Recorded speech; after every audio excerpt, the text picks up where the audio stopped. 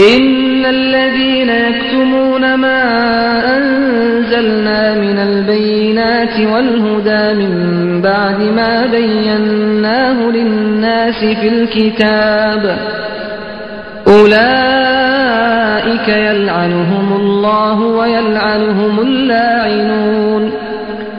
നാം അവതരിപ്പിച്ച തെളിവുകളും മാർഗദർശനവും വേദഗ്രന്ഥത്തിലൂടെ ജനങ്ങൾക്ക് നാം വിശദമാക്കി കൊടുത്തതിനു ശേഷം മറച്ചുവെക്കുന്നവരാരോ അവരെ അല്ലാഹു ശപിക്കുന്നതാണ്.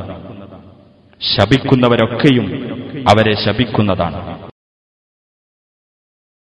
إلا الذين تابوا وأصلحوا وبينوا فأولئك أتوب عليهم وأنا التواب الرحيم.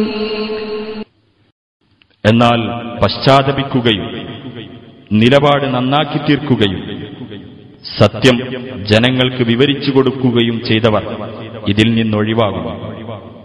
അങ്ങനെയുള്ളവരുടെ പശ്ചാത്താപം ഞാൻ സ്വീകരിക്കുന്നതാണ്.